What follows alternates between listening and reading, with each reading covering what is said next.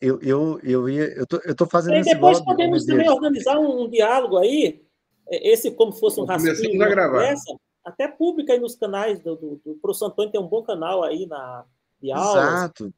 né? Mas sabe por quê, Medeiros? É porque nós, universidade, nós temos que conversar sobre esses temas, porque a maneira pela qual a mídia está fazendo a cobertura desses assuntos que são fundamentais para a humanidade é não apenas irresponsável, mas é muito superficial, é parcial, é tosca, é ingênua, é imediatista. As coisas são muito mais complexas do que eles dão conta de. E uma mídia muito capturada também, né, meu Deus? Então, assim, eu acho que a gente tem que ter, e isso é uma coisa que eu falei com o Marcelo Jacques esses dias, eu acho que a nossa universidade, ela tem que ter um papel mais proativo, porque é um momento das pessoas que podem se expressar de maneira menos corrompida, esclarecer, pelo menos para os alunos nossos, o que está acontecendo, porque é muita coisa acontecendo muito rápido. Eu falo para os meus alunos que é como se a gente estivesse vivendo no meio da Revolução Francesa sem saber que é a Revolução Francesa, sabe? A gente não está percebendo, as pessoas não estão percebendo. As mudanças são muito rápidas. Perfeita Meu essa Deus, analogia, perfeita, não perfeita. é? Todo dia tem uma mudança tão brusca, né? Da última vez que você falou teve um encontro com o Trump, de lá para cá, muita coisa mudou tanto que é, já é uma situação em que a China, por exemplo, já não se sente intimidada, a Rússia não se sente intimidado, o poder de barganha com sanções econômicas, essas coisas já não estão mais assustando ninguém. A tecnologia que a China já tem para poder explodir os porta-aviões americanos em qualquer lugar Isso aí, é, o mundo mudou muito nos últimos 2 anos, 3 anos. Então, assim, a gente está ainda tentando acomodar as mudanças e tem a batalha da narrativa e o mundo real, né?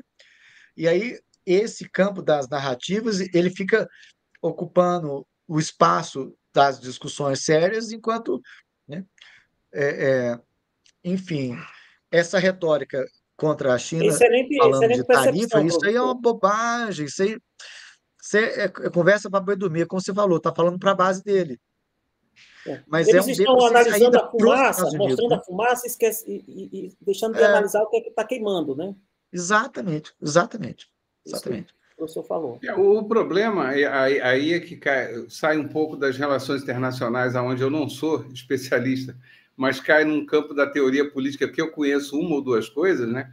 É que realmente o problema todo da extrema-direita no mundo, né? E é curioso porque há uma comparação quase inevitável com a extrema-direita dos anos 20, anos 30, né?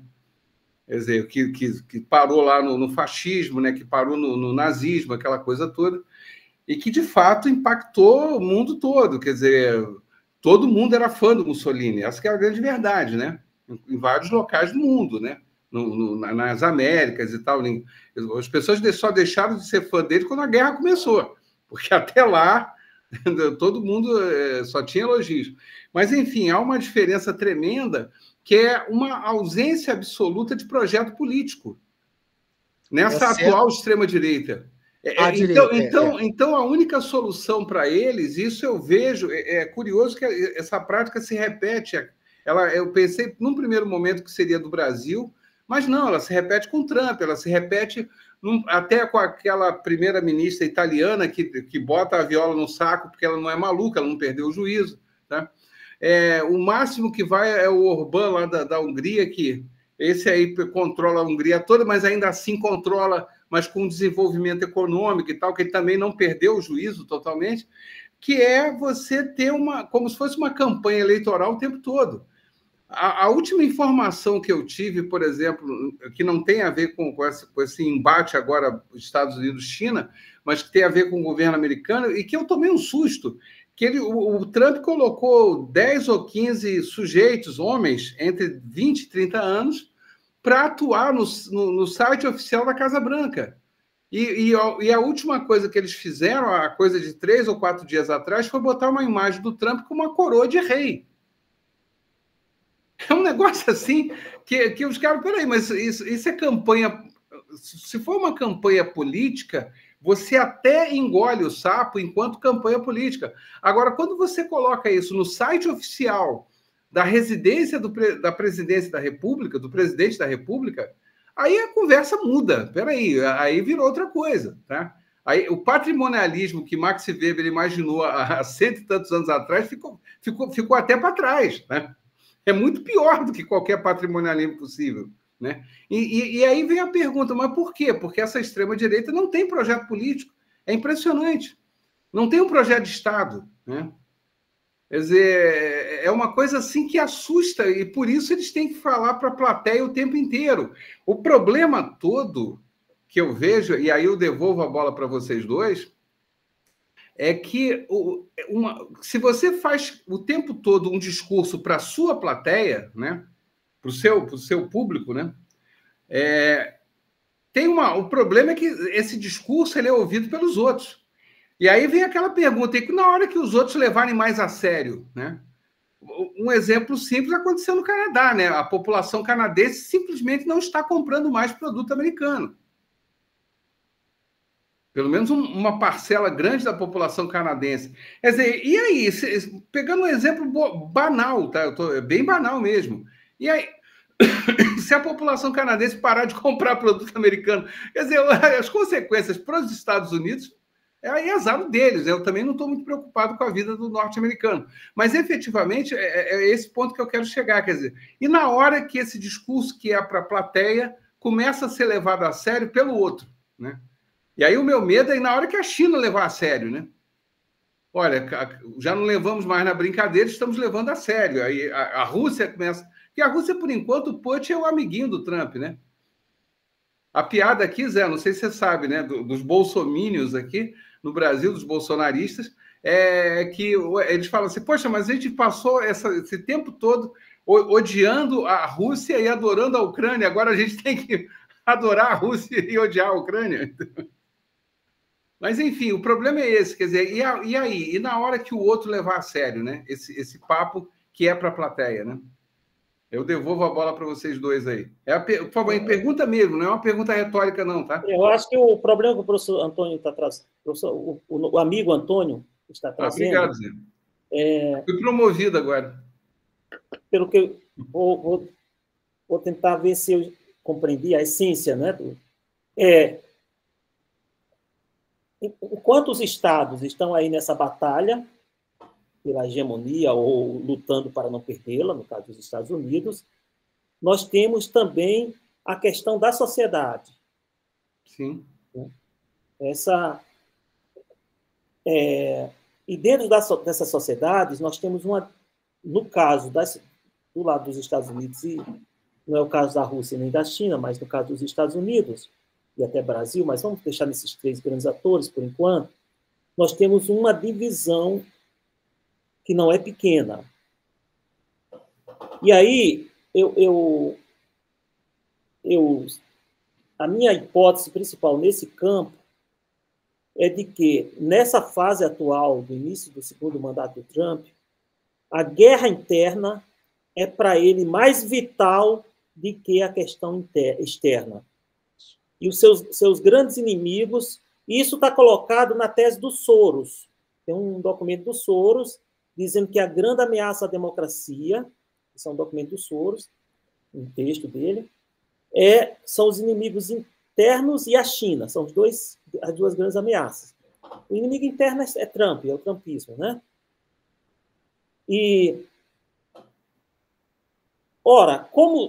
Então, a batalha era para evitar essa chegada do Trump. Chegou. Então, o Trump também tem a mesma visão do Soros, só que do outro lado. O globalismo, vocês, né, no caso, apoiado por França, por Reino Unido, uma série de coisas, são nossos grandes inimigos. Então, a parte externa que ele está batendo, seja o Zelensky, seja o que for, tem a ver para ele tentar se defender. Defender ele e o grupo, né, o trumpismo.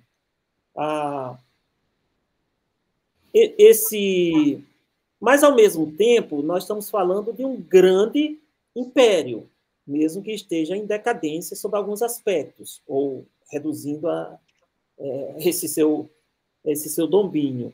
Então, não pode se descuidar desse aspecto externo, mas eu acho que ele está concentrando, o foco dele é garantir, assegurar a sua continuidade interna. E aí, meu amigo, é extermínio mesmo, no sentido, eles estão em guerra internamente. No caso dos Estados Unidos, grupo, vamos pegar Soros e Trump como figura aí simbólica apenas, né? Aí a questão da USAID, a questão, uma série de medidas, tirar determinados procuradores, nomeações, fechar determinados departamentos, tudo é o ataque a essa política que eles classificam como woke, mas no fundo não é o woke, é o grupo inimigo a qual está se tentando derrubar. E como é um grande império, e como está em todas as partes, isso tem um reflexo direto imediatamente. A questão, para mim, central é quem vencerá essa batalha? O grupo que saiu agora, né, do Soros, está derrotado ou não? Derrotado quando seria uma tranquilidade de 15, 20 anos, para mim, né? Derrotado nesse sentido. Talvez não, ninguém sabe, né? Como o Trump não estava e voltou. Pois é, todo Zé, esse barulho externo é fruto dessa, resumindo, né, é fruto dessa tensão na luta interna. Não, perfeito, entendo perfeitamente o que você diz e concordo. Mas a minha pergunta é, tá bom, e a interpretação, por exemplo, que a China dá a esse respeito? Ela está interpretando que é uma guerra interna e, portanto, deixa eles vão ficar pulando, eu não vou me incomodar com isso, porque, por favor, vou pegar 2 exemplos aí, tá? Que independem da questão do Trump, tá? Até porque já eram coisas que já vinham desde antes. Aquele porto que a China constrói no Peru para facilitar o comércio com a América do Sul, quer dizer, e aí é claramente, tá bom, vocês podem usar, mas o porto é chinês, ponto. E essa discussão, que a cada hora ganha mais força, ainda que seja sempre nas entrelinhas e tal, do BRICS negociar com as suas próprias moedas e largar o dólar, né, que é o maior medo dos Estados Unidos, né? Porque na hora que o dólar deixar de ser padrão internacional, acabou os Estados Unidos, não tem mais economia americana. E o problema todo, a pergunta minha é essa, tá bom, que o governo chinês, porque, vamos lá, só para terminar minha linha de raciocínio, paralelamente, isso eu aprendi com você, Zé Medeiros, que só existem dois lugares no mundo que o raciocínio é secular, né? É o Vaticano e a China. A China e o Vaticano, eles não pensam de forma imediata, eles pensam de maneira secular. O Vaticano foi você que me trouxe, eu trouxe a consideração sobre a China. Não, pois é, mas então, eu comparei, eu falei, só tem esses 2 lugares no mundo, né? Eu não conheço um terceiro, que pensa de maneira secular, né? Ou seja, independentemente de quem esteja aqui no poder, nós, Vaticano, nós, China, nós, Império do Centro, vamos ter que sobreviver e tocar o barco. E aí, só que esse raciocínio, quero acreditar, passe para a sociedade chinesa. Então, quer dizer, a pergunta é, numa hora dessa, onde você tem, e eu concordo com você, um conflito interno nos Estados Unidos, onde o Trump conseguiu a maioria no Congresso Nacional, né? No Senado e na Câmara, e conseguiu também no Supremo Tribunal, então ele fala, agora eu tenho todos os poderes na mão, e ainda assim o Zaid entrou pelo cano, né? Porque ele não... já começou a dar zebra, mas, em princípio, ele teria. Até que ponto, numa hora dessas, um governo como o chinês, que pensa de maneira secular, vai pensar, olha, isso aí é um cara que está pensando só no governo dele, tentando se perpetuar no poder. Ou, não, peraí, eu sei lá se esse troço funciona e as pessoas começam a acreditar nesse Donald Trump, então deixa eu também me armar aqui. Aí é que veio a fala do ministro chinês lá, estamos preparados para tudo. Sabe? Então, a minha pergunta é nesse sentido, quer dizer, até que ponto você, principalmente você, Zé, que está aí na China, né, e aí depois o Luiz entra com a análise também, é claro, como é que as pessoas estão interpretando isso, né? Estão interpretando que é um problema interno nos Estados Unidos, que é só cão que ladra não morde, ou, olha, vamos levar na brincadeira até a página 2, da página 3 em diante, a brincadeira vai ficar séria. Entendeu? É nesse sentido. São duas, eu acho que tem 2 mundos paralelos, né? Esse mundo interno, da luta interna, que é o fortalecimento dos grupos. Sim. A questão, se esse grupo se fortalece, esse do Trump, vai ser a política externa dos Estados Unidos predominantemente definida por esse grupo. Certo. Tá? Isso vai definir pela luta interna. Poderíamos dizer que agora os Estados Unidos não têm uma política externa unificada devido a essa disputa interna, exceto Não é na a questão primeira vez China. também. Não é a primeira vez também que isso acontece, né? Não, Que eles não têm a política unificada, né? não é a primeira vez. Depois o professor Luiz pode até Luiz, verificar, eu queria que você comentasse abordar isso isso. depois, porque... Agora, veja só, se a gente for ver a nomeação do Marcos Rubio, que eu tive a paciência chinesa para escutar a sabatina dele no Senado durante 4 horas e 50 minutos, com os intervalos e com gritos de protesto, e ativistas protestando em espanhol e inglês no meio da sabatina, ele foi aprovado com 99 votos. Não teve os 100 porque ele não podia votar nele mesmo. Ele era senador até então. E se você for ver dos democratas aos republicanos, as intervenções dos senadores, China é a ameaça, não é Rússia. China é a grande ameaça. Então, a questão é, nós estamos preparados para enfrentar essa China?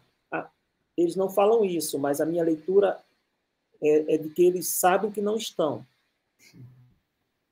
Então, a China tem consciência disso, independente de ser Trump, o sucessor dele, uma linha trumpista, do J.D. Vance, que é mais radical do que o Trump, sendo eleito presidente no futuro, a China vai seguir com essa sua linha, que é modernização, isso que o professor falou, aí, muito en passant, mas deu um toque já, professor Luiz, que é essa questão de altas tecnologias, inclusive militar, né?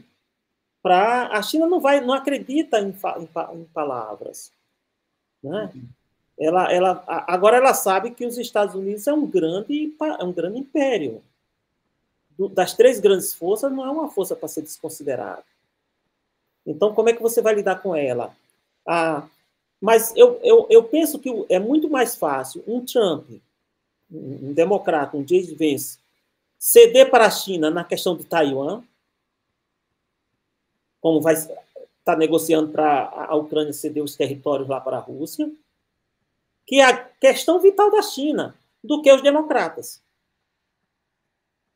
Não à toa eles mandaram a Nancy Pelosi para visitar Taiwan, que causou aquele rebuliço todo. Você acha mais fácil os republicanos cederem Taiwan para a China? Os republicanos trumpistas, porque tem os republicanos falcões claro. que não. É interessante. Porque eles são negociantes. Agora, a questão, eles talvez não cedem por causa do Japão. Aí é outros 500. E no grupo do core do Estado, com o Marcos Rubio, com todo mundo, tem a pressão para não ceder. Né? Mas, enfim, só dando esses pitacos aí e passamos aí para o nosso professor Luiz.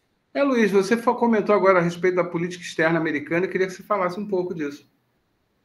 Essa fragmentação aí. Eu estou anotando umas coisinhas aqui, porque a gente vive realmente um momento muito interessante.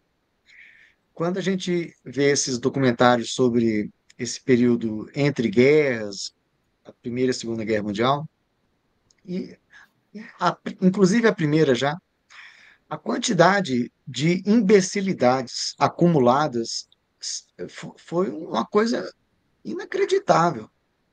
A sequência de burrices, decisões esquizofrênicas são chocantes.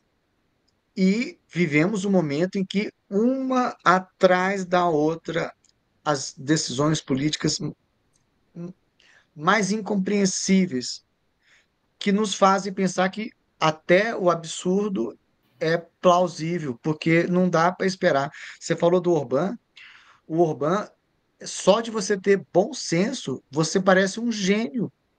Você falar o óbvio, você é genial, porque nesse mundo de fantasia que essa mídia corporativa constrói, é, é, a gente às vezes se vê num mundo surreal em que a gente não acredita que, sabe, as pessoas estão realmente levando a sério essas discussões Quando você fala da falta de projeto político, o Jacques, eu acho que não apenas a falta de projeto político da extrema-direita, que, em Medeiros, eu acho que a gente chegou no momento, depois do fim da Guerra Fria, depois do oba-oba com a liberalização globalitária, dos ciclos de crises econômicas do neoliberalismo, das crises pesadas, tipo 2008.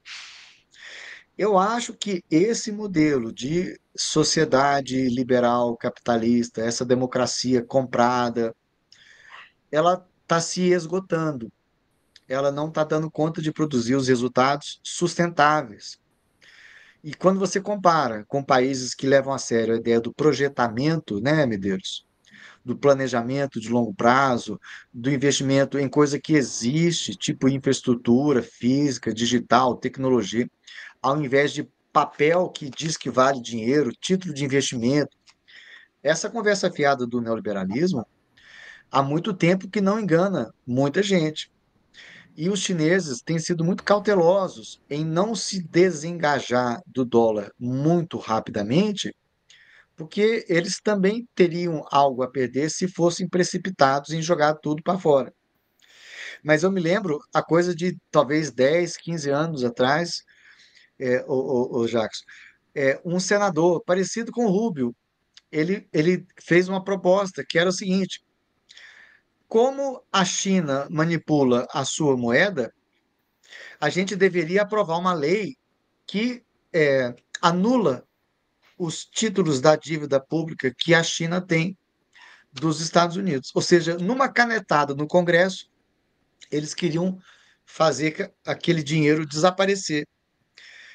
Pareceu uma declaração esquizofrênica, mas a China, percebendo o nível de crescente enlouquecimento coletivo do governo dos Estados Unidos, ela vem gradualmente trocando título da dívida pública americana por outros investimentos, como ouro, como infraestrutura, e não acredita no benefício coletivo da manutenção do dólar como moeda de reserva para o comércio internacional. Eles fazem isso gradualmente. Quando o Lula começou a falar para que, que a gente precisa do dólar para fazer comércio entre Brasil e Argentina, eu tinha medo, Medeiros, de alguém matar ele, porque nas últimas décadas todo mundo que propunha algo assim era assassinado. Logo depois que ele falou, muitas outras pessoas importantes, líderes mundiais, também falaram e o BRICS comprou essa coisa e o novo Banco de Desenvolvimento conseguiu fazer uma série de avanços no sentido de trabalhar com as moedas locais e é, é, o Mark Rubio, que hoje é o secretário de Estado, ele deu uma entrevista que para mim foi de uma franqueza. é, ele cometeu como é que chama? Um sincericídio. Você conhece essa expressão, Medeiros? Sincericídio? Ele falou dessa maneira: se o Brasil abandonar o dólar, nós não temos como sancionar o Brasil. Ele falou categoricamente o motivo pelo qual nós temos que ter medo de depender do dólar na mão dos outros. Dólar, diga-se passagem, que desde o Nixon é uma mágica, né? Algo criado do ar, Sim, sem lastro nenhum, e que sim, financia guerra e golpe e tudo no mundo inteiro, vindo do nada, vindo da confiança no sistema americano, que tem uma dívida de o quê? 37 trilhões de dólares, crescendo 1 trilhão a cada 8 meses, de uma economia aparentemente insustentável, baseada em um tanto de coisa que é uma carta de castelo de cartas. Então, assim, no passado, todo o custo de oportunidade de investimento era pareado com o título da dívida pública dos Estados Unidos, porque acreditava-se que o mundo inteiro podia pegar fogo, a última coisa que ia acabar era a segurança do título da dívida pública. Esse era o investimento mais seguro. Eu acho que quem acredita nisso hoje está correndo um risco de médio prazo. Então, a China passou de 1 trilhão e 700 bilhões, agora ela está com uns 800 bi, mas ela faz uns esqueminha de trocar título da dívida pública americana com os países com quem ela comercia, e ela vai fora o tanto de ouro que ela compra, e não fala para ninguém. E esse negócio de fazer auditoria do Fort Knox vai ser divertidíssimo, porque essa coisa do ouro nos Estados Unidos sempre foi muito mal explicada. E, ô Jackson, esse negócio dos países que confiam nos Estados Unidos e guardam lá suas reservas em ouro, é um negócio, eu fico estupefato. Países como a Alemanha tentaram pegar de volta o seu ouro e eles não deixaram. Eu acho que a Venezuela foi um dos últimos que conseguiu tirar, por incrível que pareça. Quer dizer, a confiança erodida com esse tipo de sanção à Rússia, que envolve, inclusive, se apropriar de bens de um Estado soberano, esses fatores vão erodindo a capacidade da gente ficar tranquilo com essa hegemonia que vai gradualmente se desmantelando de dentro para fora. Tem um meme que eu acho engraçado, que é assim: a China vai manter sua estratégia de ficar sentada esperando os Estados Unidos eles mesmos se lascarem, né? Quer dizer, ela não precisa fazer nada, é só deixar os Estados Unidos fazer o que estão fazendo, que eles mesmos vão construir, cavar a própria cova. Agora, eu que sou um internacionalista, eu acho que essa dimensão de análise ela está ficando muito limitada. E eu acho que a gente tem que ser capaz de fazer leituras mais transversais.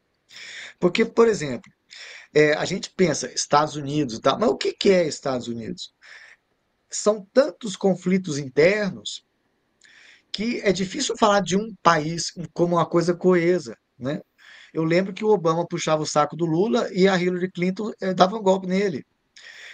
O primeiro mandato do Trump, o Trump não teve o controle do governo. E agora ele também ele está lutando para ter. Então, quando Medeiros fala que a principal preocupação dele é interna, é isso mesmo.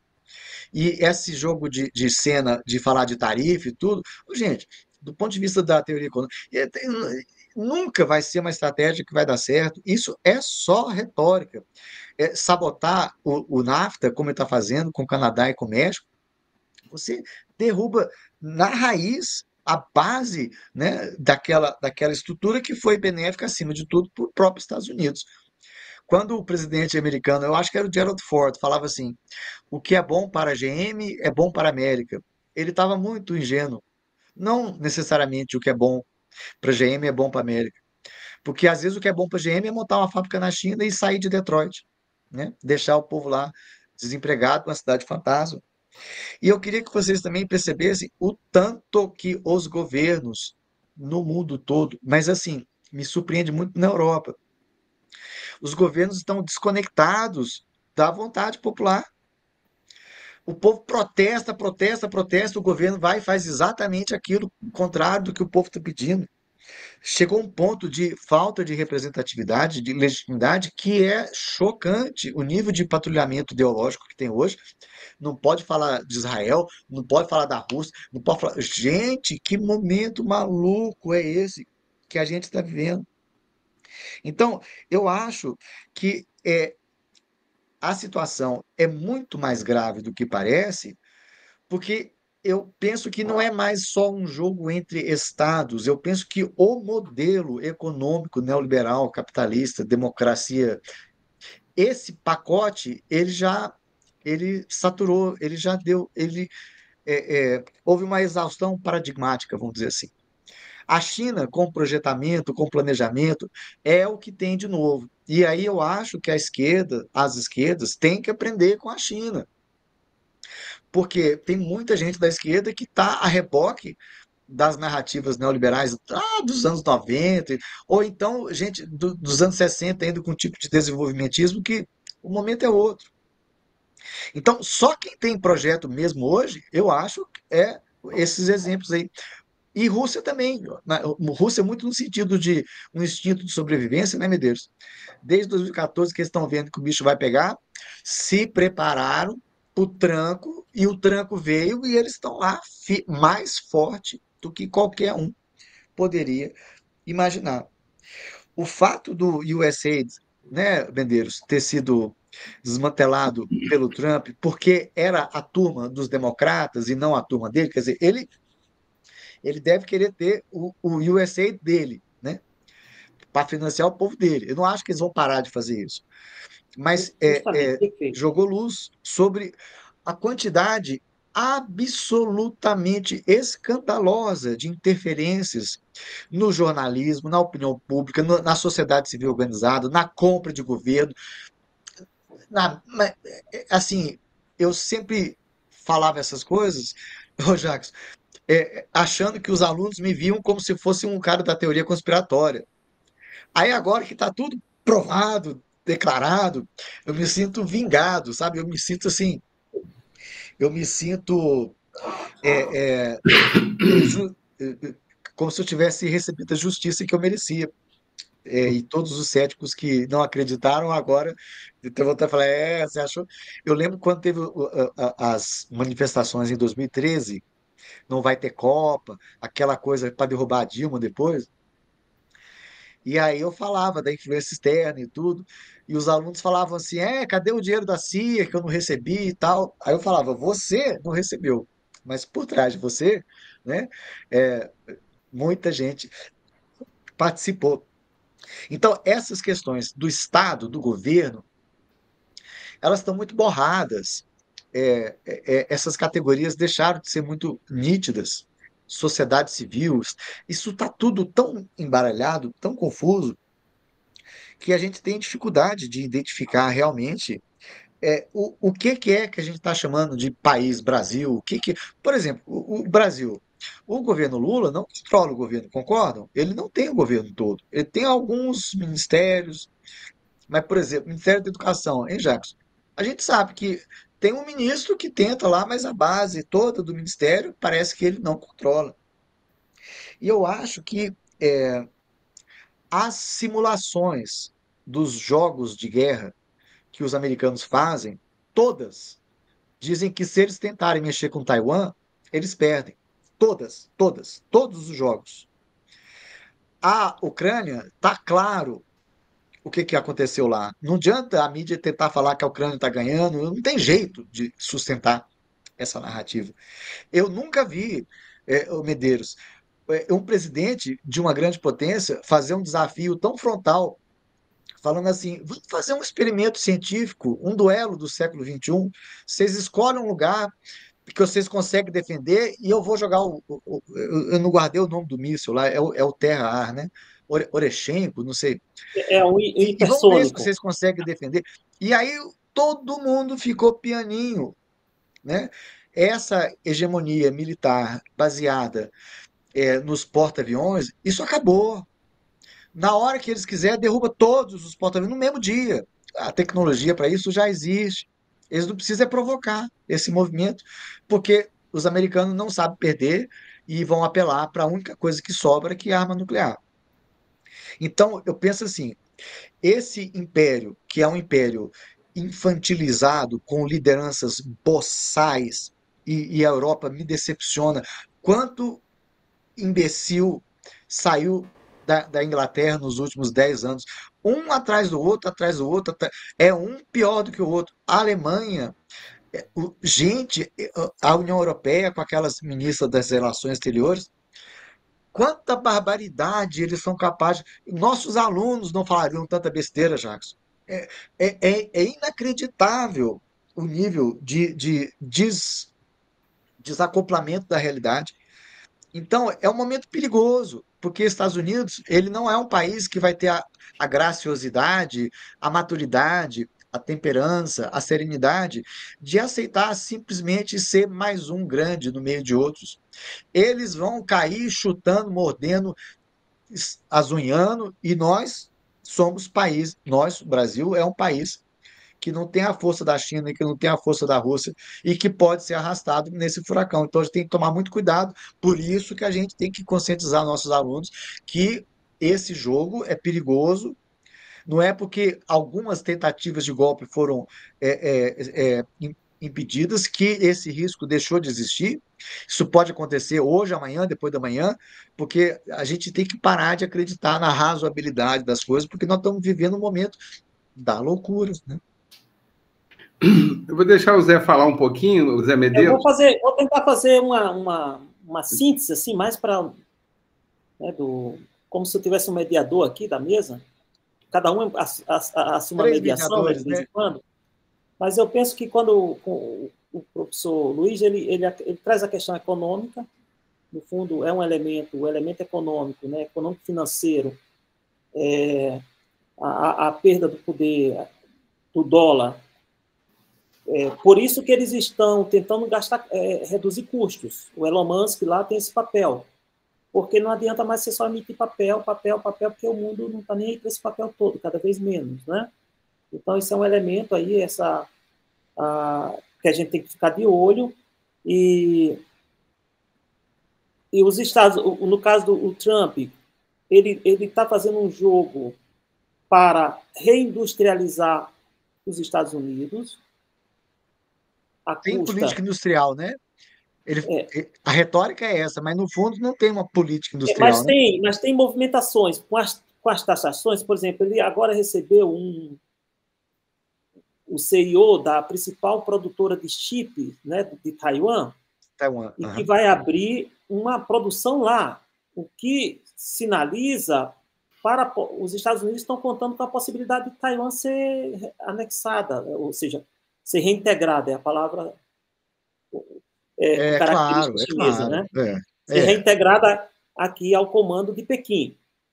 Isso acontecendo, eles já vão ter salvo essa parte de produção de chips altamente sensíveis e precisa a manutenção disso, que é com terras raras. Por isso, essa negociação com a própria Rússia, com a Ucrânia e logo vai chegar no Brasil, porque o Brasil...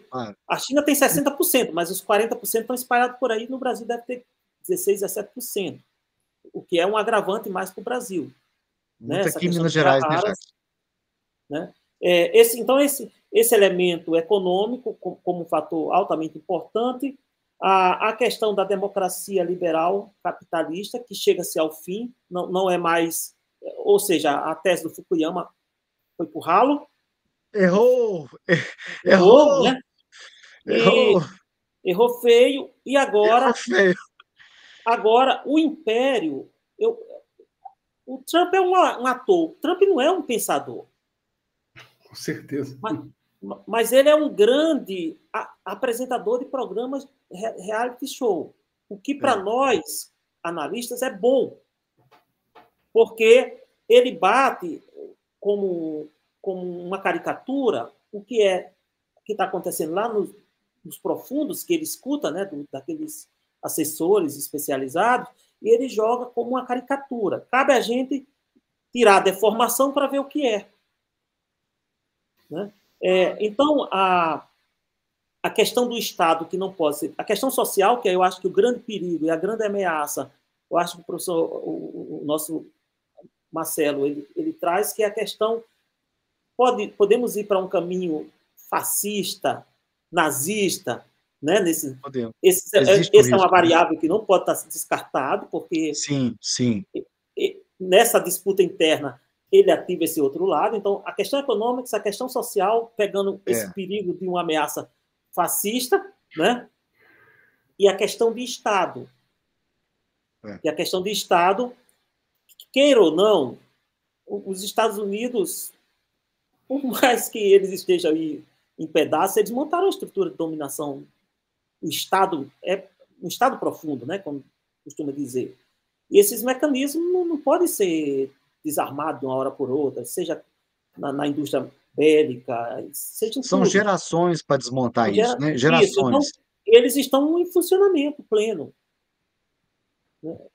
Ou seja, como é que esse entrelaçamento, né, desses três elementos vão forjar os cenários aí para atravessar essa turbulência? Porque agora é período de turbulência. Então, nós vamos analisar a turbulência. A calmaria, que é, digamos assim, o pós-segunda Guerra Mundial, que vem o pacto ali, que é essa ordem que durou até agora, passou, não tem mais tempo de calmaria. Né? Agora é o tempo da turbulência para o furacão, né? o furacão. Entra a Para saber turbulência entrando no furacão.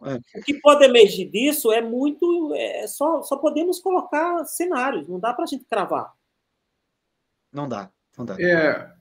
Só uma coisa aí, Zé, pegando uma coisa que o Luiz falou, mas aí de novo, né? É uma daquelas uma ou duas coisas que eu sei, né?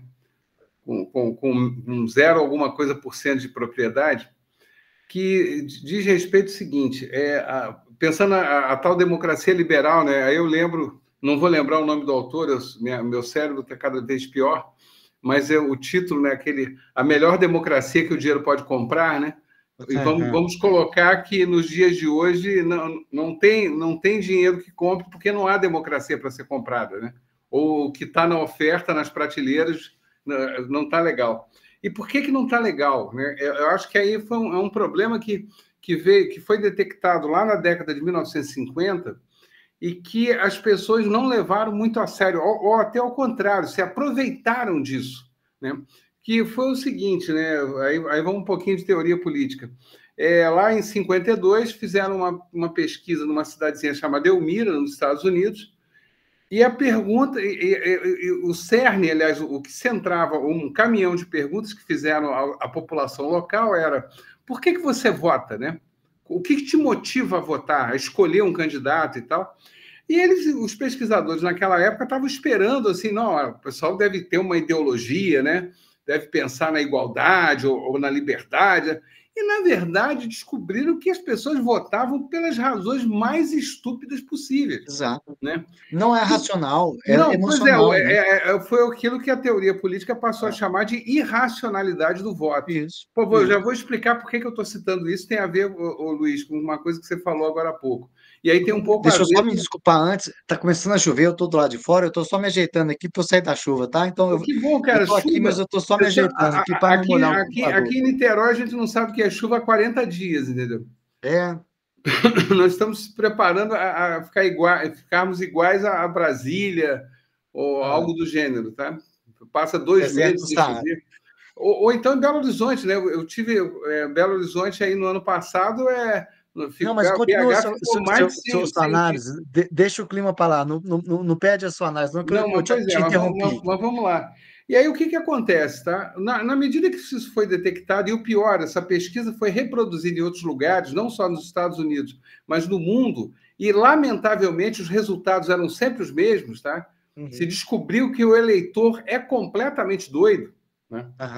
Pelo menos na hora de votar. Na hora de votar, você vota porque o cara é bonitinho, você vota porque acha que você vai ter emprego, você vota porque, aliás, o cara é inimigo do teu inimigo. Então, não existe uma razão ideológica política tradicional. Não é racional, né? São outras racionalidades, né? Bom, mas aí você vai falar, qual seria? Você tinha 2 caminhos, então. Ou você passaria a ter uma educação política para todo mundo em larguíssima escala, coisa que efetivamente não teve. Mas a única estratégia que ainda dá para a gente lutar é essa, porque sem essa nós estamos lascados. Mas aí, Luiz, você vai entender por que eu estou citando isso. E aí você tem a segunda opção, que foi a criação de uma nova profissão chamada marqueteiro político, né? Que acabou descobrindo lá, olha, então, já que o cara vota, na hora de votar, a eleição é por qualquer motivo, vamos então nos aproveitar disso. E aí tem aquela história famosérrima da eleição, caso dos Estados Unidos, né, da eleição do Kennedy, que disputando com o Nixon, foi a primeira vez que o Nixon disputou a presidência da República, teve um debate na televisão e os apoiadores do Nixon não sabiam disso, mas os do Kennedy sabiam, botaram o Kennedy totalmente maquiado e com um terno mais escuro, a maioria era TV preta e branca, ainda que já existisse TV a cores nos Estados Unidos, e o Nixon com um terno branco, sem maquiagem. Então, não precisa nem dizer que era uma pessoa falando e um fantasma. E, obviamente, o Kennedy ganhou a eleição. Foi ali numa questão de televisão. Foi o primeiro momento que a televisão se mostrou e tal. Bom, qual é o problema disso, tá? O problema disso é que se no caminhar da vida essas pessoas eleitas elas têm algum projeto político ou as coisas vão se organizando, maravilha. Então, por mais aleatória que seja uma eleição, você acaba tendo um resultado positivo. Curiosamente, o início da história é confuso, mas o resultado final pode ser até positivo, né? Entre mortos e feridos, salvam-se quase todos. O problema é que você entra, então, no final do século XX e entra no século XXI, aonde fica claro que há um divórcio que começa a se processar entre a classe política e a população, e essa população começa a se Divórcio desinteressar. raivoso, né? Raivoso. Não, mas ela começa, num primeiro momento, a se desinteressar pela própria eleição. Aí já não é para votar em qualquer coisa, é simplesmente nem votar, né? É simplesmente não participar. Ou então, se você vai ser estimulado por outras razões, que não necessariamente aquelas em termos de um projeto político e tal. Vídeo que aconteceu agora, recentemente, na própria eleição do Trump. Como nunca teve tanta participação dos eleitores americanos, mas só que ali estava uma discussão que não era mais uma discussão sobre projeto de país, era passava por outro caminho, né? Pois bem, onde eu quero chegar com isso? Você detecta isso na Europa, você detecta no Brasil, então, por exemplo, quando você diz, Luiz, que o Lula não controla o governo, sim, porque você tem aquela criação completamente esquizofrênica, que foi o presidencialismo de coalizão, lá na Constituição de 88, e que só veio e que teve o golpe de misericórdia no governo Bolsonaro, quando se liberou totalmente as emendas, né, secretas, aquele papo todo, e o Congresso Nacional passa a controlar totalmente o Poder Executivo. Né, o Poder Executivo, vídeo que está acontecendo agora, né? Eu e você, como professores de universidades federais, nós tivemos o nosso acordo salarial no ano passado e nós não tivemos aumento ainda esse ano. Por quê? Porque a lei orçamentária de 2025 ainda não foi votada no Congresso Nacional. Eles só querem votar na hora que as emendas secretas forem liberadas. Quer dizer, olha que ponto maluco. Você trava... É um Estado capturado, né? É um Não, Estado exato, capturado. sim, mas aonde eu quero chegar aí? Aí você vai falar, bom, mas em tese, esses caras que estão fazendo isso foram eleitos.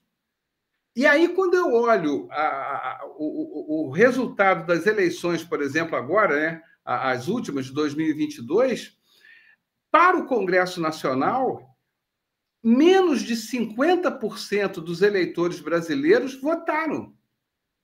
Esse Congresso, esses 513 deputados federais, foram eleitos com 40 e poucos por cento de votos.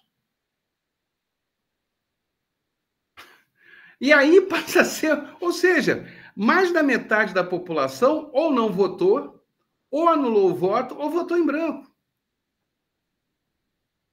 Sabe? Para o Congresso Nacional, para deputado federal. Ou foi levado para votar pelo pastor, né?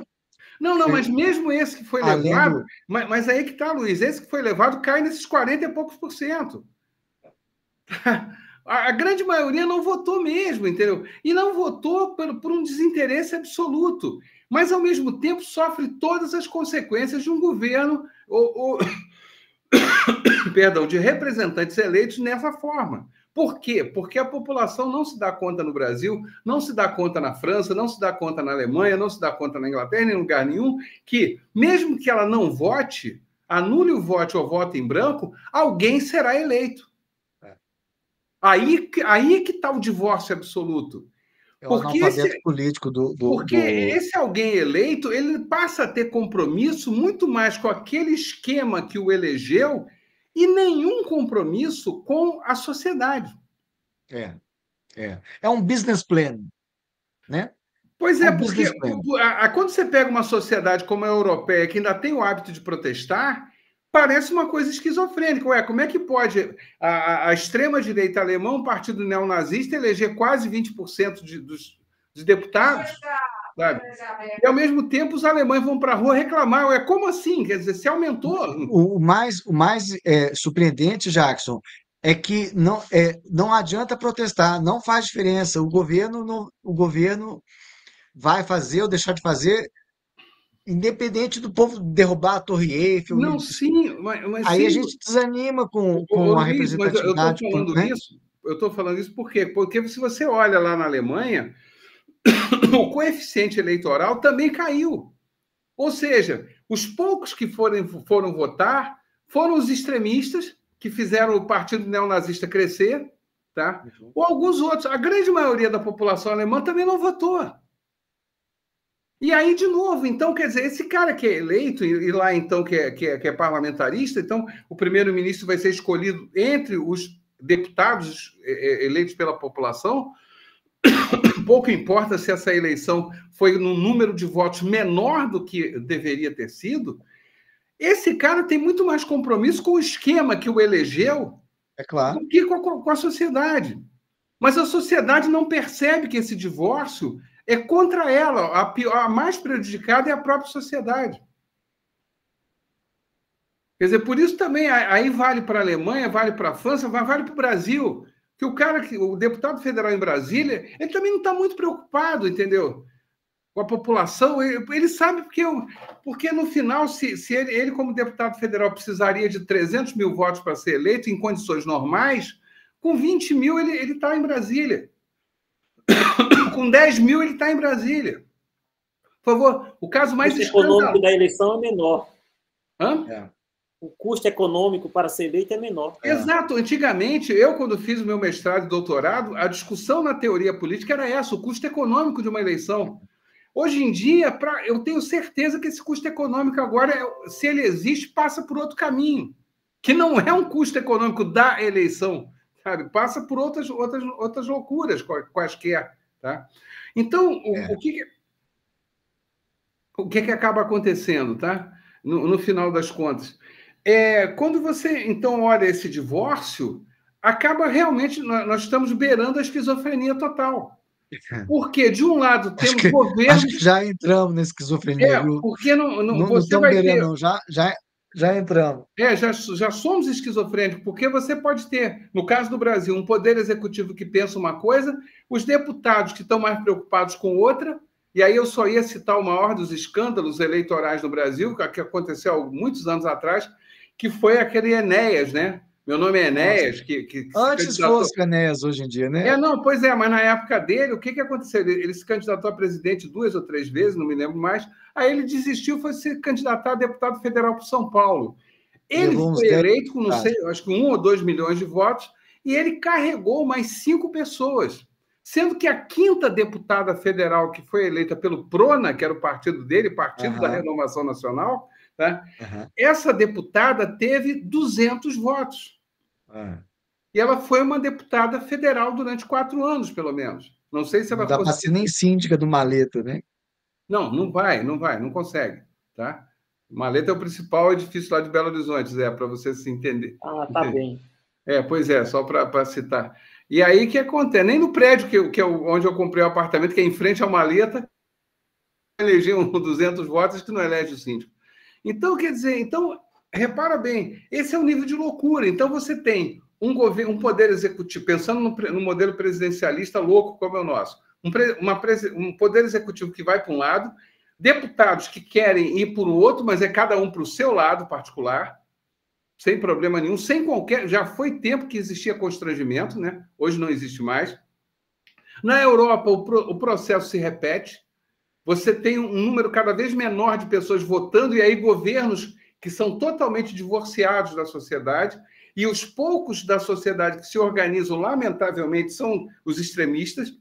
E aí você tem um neonazismo na Alemanha crescendo. Você permitiu uma neta de Mussolini ser eleita primeira-ministra na Itália. Tá? Quer dizer, um negócio assim, por favor, voltássemos 20 anos do tempo, isso causaria rubor, né? As pessoas ficariam envergonhadas. Hoje em dia é natural, não há problema algum. Né? Então, quer dizer, e ao mesmo tempo que você tem essa falência da democracia liberal, e aí por isso, ou seja, eu estou concordando, Luiz, com tudo que você está falando, só que por outros caminhos, tá? Aí, de novo, eu volto para aquela minha fala, né, do pensamento secular da China. Né? Eu fico... Aí, ou que o Temos que aprender alguma coisa com eles, né? Será que o que nos salva, então, é a China? A China nos salvará? Aí o Zé Medeiros vai responder. Porque se o Zé Medeiros falar não vai salvar, eu vou puxar a cordinha e saltar no ônibus. Eu acho que a China vai salvar a si própria.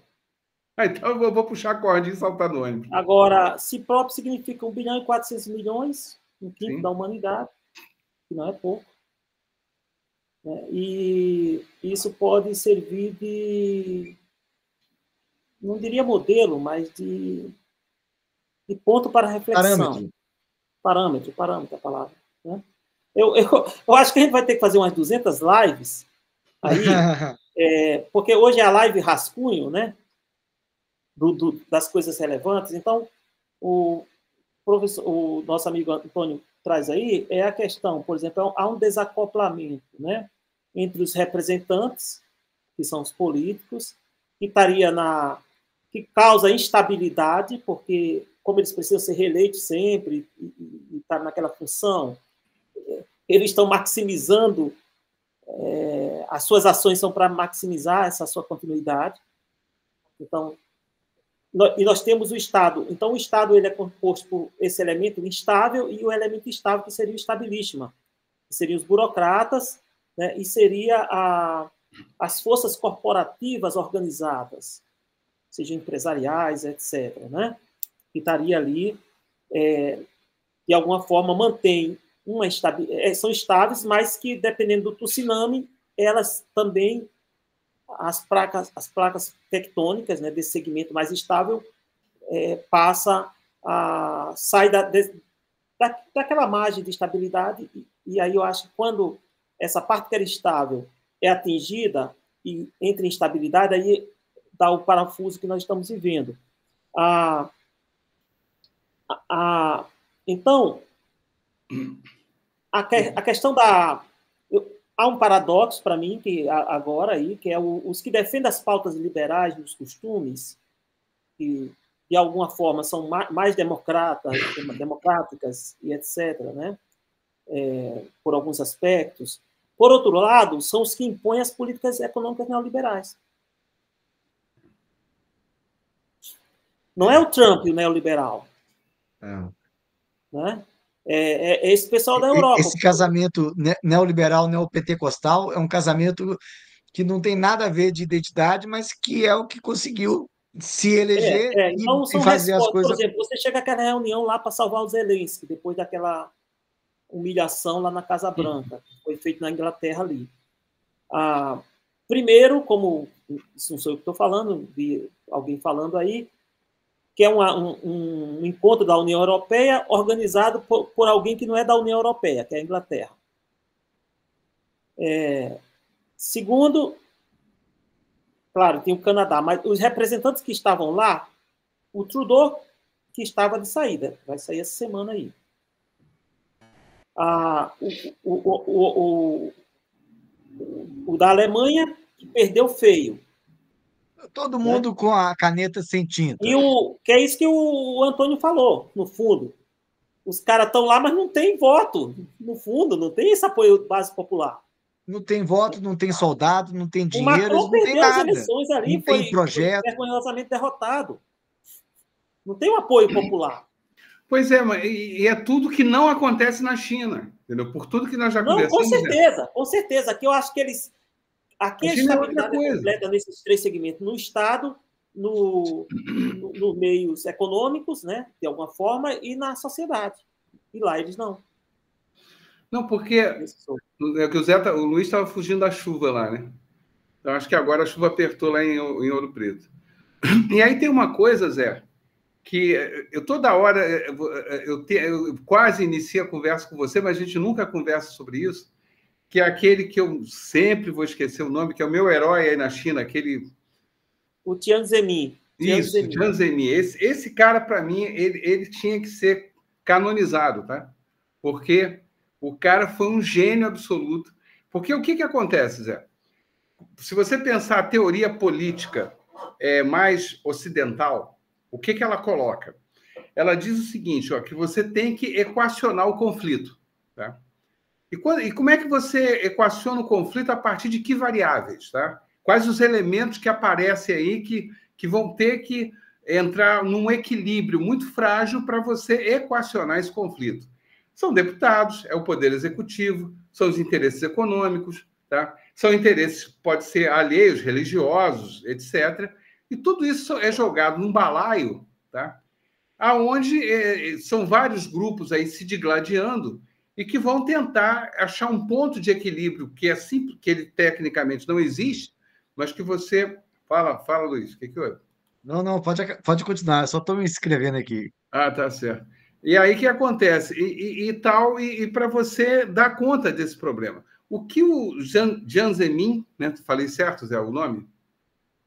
Fez há alguns anos atrás, e isso eu acho genial. Ele fala o seguinte: olha, ele não usa a palavra conflito, porque aí ele estaria mostrando, olha, eu estou usando elementos ocidentais, vai pegar mal e tal. Não, ele fala, temos diferenças, temos interesses difusos, agora tudo isso vai ter que se resolver dentro do partido. Então, ele faz uma institucionalização do conflito. Aquilo que para o mundo ocidental aparece em vários partidos políticos, vários grupos, ele bota todo mundo no mesmo grupo chamado Partido Comunista Chinês. E fala, olha, a partir daí nós vamos ter que chegar a um comum acordo aqui, sabe? O empresário vai ganhar dinheiro, com certeza vai ganhar e tal, mas olha, nós não podemos ter um número de famintos aqui na China, sabe? Nós vamos ter que... Aí não, isso tudo eu aprendi com você, Zé Medeiros. Aí, então, o transporte, a educação, a comunicação vai ficar tudo na mão do Poder Executivo. E vai ter que funcionar. E aí, ô Luiz, é a coisa mais incrível do mundo que o Zé Medeiros, que mora em Hanjun, que é mais ou menos, dando uma referência próxima a Xangai, próximo a Xangai fica umas 2 horas de avião. Ou de trem. Não, de trem-bala só 1 hora. Só 1 hora. 1 hora de Xangai. Mas vamos lá, lembrando que a China é maior do que o Brasil, tá? Mas aí o Zé Medeiros, como bom potiguar que é, ele adora uma mandioca, um aipim, né? Uma macaxeira. E aí ele aperta no aplicativo lá do celular dele um botãozinho e 2 dias depois chega na porta da casa dele uma caixa de aipim, tá? De mandioca, plantada no sul da China, fronteira ali com o Vietnã. Entendeu? Com transporte que o Estado falou, olha, você agricultor, pode plantar aipim aí no sul da China, porque eu vou dar conta desse aipim chegar em qualquer lugar da China em 2 ou 3 dias. Entendeu? Então, quer dizer, esse tipo... Essa é o aipim cozido. O seu microfone está desligado, Zé. Procurando aipim e apareceu, tá vendo? Eles aparecem aqui, ó. Ah, não, o aipim chinês, entendeu?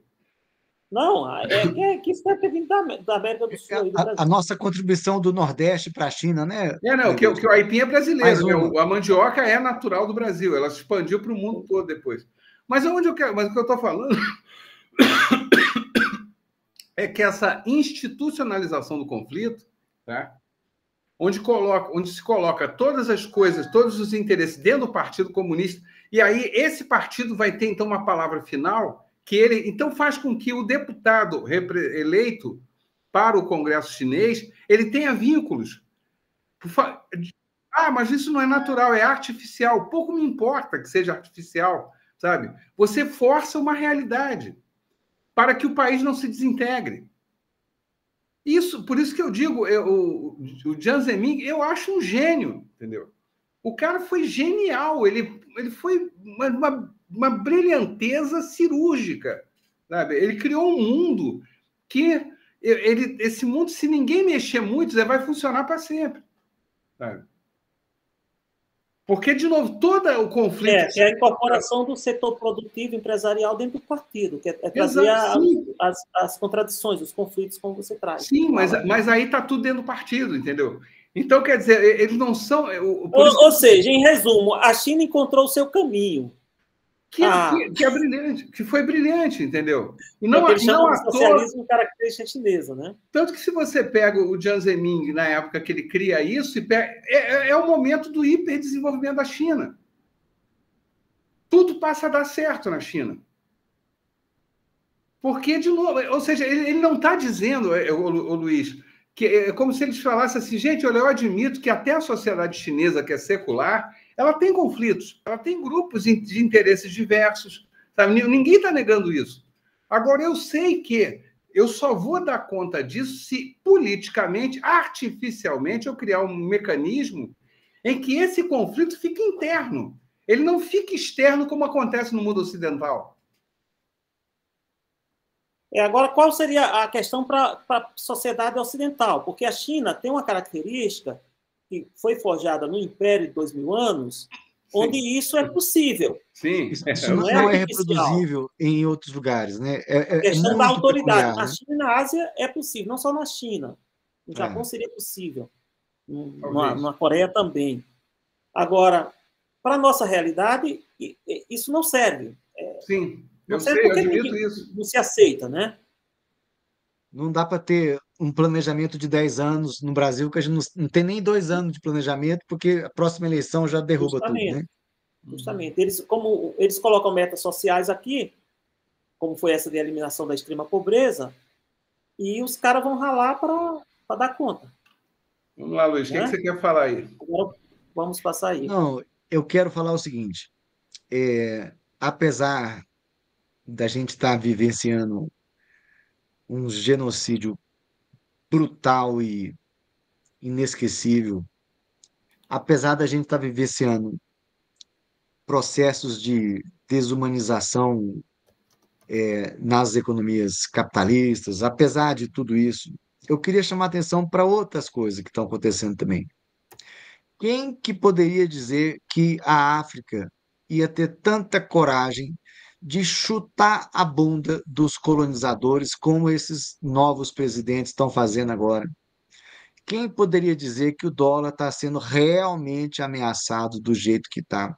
Que a hegemonia militar americana está sendo, neste momento, está provado que eles ficaram para trás na corrida armamentista, na qualidade dos armamentos. Quem poderia dizer que esse poder econômico, que parecia incontrastável, na verdade, tem os pés de barro? Então, assim, tem tanta desgraça, mas ao mesmo tempo a gente tem um presidente que saiu da prisão e foi eleito. A gente tem razões para a gente acreditar que esses problemas são terríveis e a gente tem que ser muito mais inteligente para dar conta deles. Mas a gente não pode deixar essas dificuldades desanimar a gente a ponto da gente ficar muito niilista, da gente passar desânimo para os nossos alunos, nossos filhos. Nós temos que lutar mais inteligentemente, temos que entender onde que estão os gargalos, onde que estão os golpes, porque, ô Medeiros, se não me engano, em chinês, a palavra que a gente chama de crise, ela não tem essa conotação negativa que a gente tem. Crise é uma mudança, uma transição, algo que está num processo que ainda não se completou, né? Nós vamos passar, não vai ser turbulência, não vai ser um furacão mesmo. Mas não vamos desanimar, não, gente. Vamos acreditar que há possibilidades que, apesar de nem sempre reproduzíveis, tal como na origem, né, Medeiros, como o caso da China, a gente pode aprender alguma coisa. A gente pode aprender, por exemplo, o valor que o Estado pode ter, as dificuldades que o domínio do mercado pode impor para a sociedade, o custo da desigualdade, né? Exato, exato. Ah, isso mesmo, é isso. É muita desgraça, gente. Mas, por exemplo, nós estamos aqui agora conversando com um cara que está na China, Jacques. O cara está na China falando com nós aqui. Olha o tanto de sabedoria que a gente conseguiu. Então, assim, são muitos desafios, mas nós estamos vendo alguns dos golpes, das tretas, das manipulações, a credibilidade da mídia corporativa está caindo aos pedaços. Eu acho que a gente deve ter um encerramento de quem viu o tamanho do tranco, mas de quem acha que é possível a gente perseverar e prevalecer ao final, entre mortos e feridos, né? Com muitas perdas ao longo do caminho, mas vamos acreditar que dá, cara, porque senão nós estamos fodidos. Se a gente não tiver esperança, nós Não, não temos cara, mais nada, com meu Deus. certeza. Imagina eu com uma criança de 3 anos, vou falar que não dá. Estou matando eles. O tanto de gente deprimida Né? nesse momento que a gente vive é uma coisa alucinante. Sociedade toda está doente, é uma pandemia de depressão. A gente está muito desanimado porque Saiu há uma muitas pesquisa, razões para estar, mas vamos ter coragem. Meu saiu uma pai pesquisa hoje que o Brasil está no topo da lista do mundo de trabalhadores afastados do trabalho por depressão e alguma coisa assim, no mundo, é a tá? maior causa de afastamento hoje já Seria é legal uma ligada. conversa nossa, vocês aí, eu não tenho nenhum amigo assim, mas um amigo que trabalha nessa área da psicologia, né, da psicanálise, sei lá, um doutor aí, um professor, que pesquisador mesmo, né, como a gente também, mas que trouxesse esse enfoque da questão da loucura mesmo, né, do mundo, do impacto dessa negatividade, porque imagina, vem uma onda, uma possibilidade de um nazifascismo. É, Ora, isso mas enlouquece. já veio e nós sobrevivemos, né? Já Sim, tivemos. nós sobrevivemos, mas veja, a análise do especialista vai talvez, né, É, trazer elementos novos para nos armar. Eu acho que o que a China tem aqui de diferente é isso. Ela tem 5.000 anos de história, não tem nenhuma tragédia humana. Da pior das piores, da divisão interna, de guerra civil, do que quer que seja, que eles não é, superaram. Não tem é, nenhuma. é, é. Então, É, eles voltam para a história e dizem, aconteceu isso, como foi que nós isso, resolvemos? isso. Né? Sofremos, apanhamos, morremos, Então, isso dá aprendemos, um elemento melhoramos. central da civilização chinesa, que é o senso de continuidade. Senso de oportunidade? Não, continuidade. Continuidade. Nós vamos continuar. Aconteça o que Isso. acontecer, a civilização vai É, continuar. Estará lá na é, frente. é, é. Né? É Se isso mesmo. nossa geração for fraca e não aportar nada, a próxima geração vai vir e vai aportar alguma coisa para sair disso. Uhum. Isso tem na mente, internalizado na mente chinesa, né? Ô, Luiz, o que você estava falando a respeito de crise, me lembrei do I Ching, tá? O I Ching Ah, são 64 hexagramas, né? São 6 linhas, ou em linhas inteiras ou linhas cortadas, né? Formando 64 desenhos, aonde você tem o 63º desenho, ou 63º hexagrama, é o fogo sobre água, que é o apogeu. Agora, obrigatoriamente, vem o 64º, que é o água sobre fogo, que é a decadência absoluta. uhum. Porque essa decadência, segundo o I Ching, é necessária para que o processo se reinicie. São movimentos, né? São ciclos, né? Então a crise, a ideia de crise para o I Ching, por exemplo, ela Entendi. é simplesmente algo necessário, porque senão você não reinicia o processo e não aprende. Entendeu? É. Não há E aprendizado. o aprende é fundamental. Né? Você tem que passar pela crise para Exato. Então, quer dizer, aprender então a crise, por e isso que a crescer. crise não é ruim, tá? Você tem que entender que ela é o momento de reinício. É a oportunidade do aprendizado, né? Né? Agora, lógico, você pode também recorrer à literatura brasileira e lembrar do Mário de Andrade, né? Tem que ter dor, né? Para aprender tem que ter dor. Se não tiver dor, você não aprende, pô. Então não tem como. Ô, Medeiros, Jackson, meu pai, ele é um professor, um educador, assim, apaixonado pelo ofício. Ele é lindo, ele dando aula, e ele é um revolucionário. E ele acredita que a gente só consegue essas mudanças não é por processos políticos, econômicos, é pela educação. Então, nós que somos educadores, nós temos que ter eu sinto muito essa responsabilidade para com nossos alunos, da gente tentar não desesperar eles e manter eles combativos e espertos e alertas e sabedores de. Não vamos mentir para os nossos alunos que o mundo é perfeito, não vamos enganar. Nós do direito, Medeiros, às vezes a gente faz de conta que o mundo é mais organizado do que ele realmente é, sabe? O pessoal do jornalismo é mais realista, né? Nós do direito. Então vamos ser honestos com eles para que eles possam. É isso, é isso. Não, só Porque não uma tem jeito. correção, Zé. Essa música é do Ivan Lins, tá? É, Tá vendo? Ainda bem, né? desesperar Eu só ouvi o Chico jamais. cantando. Gravado pela Perfeito. Simone. Especialista em música que não deixa passar falha.